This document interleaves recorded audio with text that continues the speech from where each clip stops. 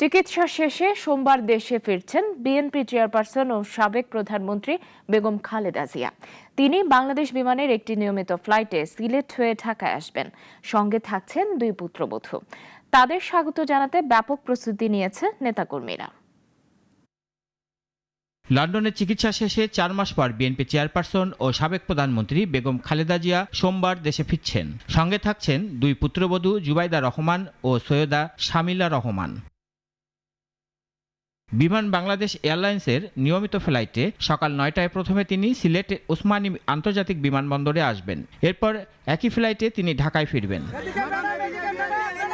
Air ambulance না পাওয়ায় বাংলাদেশ বিমানে বিশেষ ব্যবস্থা নিয়েই তাকে দেশে আনা হচ্ছে বলে জানিয়েছেন বিএনপি প্রধানের প্রেস উইং শাহরুল কবির খান।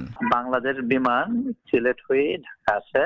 বাংলাদেশ বিমান 202 ফ্লাইটে আসবেন।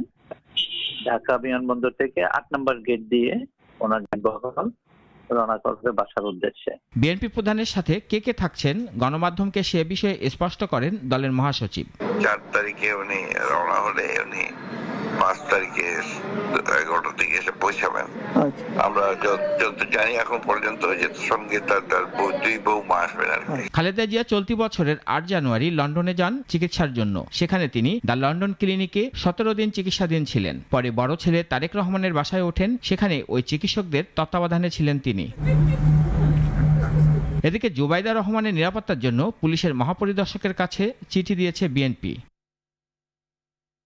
বিএনপি চেয়ারপারসনের একান্ত সচিব এবিএম আব্দুস সাত্তারের সই করা চিঠিতে বলা হয়েছে, জুবাইদা রহমান ধানমন্ডিতে তার বাবার বাসায় উঠবেন। তিনি জিয়া পরিবার ও তারেক রহমানের সহধর্মিণী হওয়ায় তার জীবনের ঝুঁকি রয়েছে। সেজন্য বাসভবনের পাশাপাশি বাইরে চলাফেরার ক্ষেত্রেও গাড়িসহ পুলিশি নিরাপত্তা চাওয়া হয়েছে।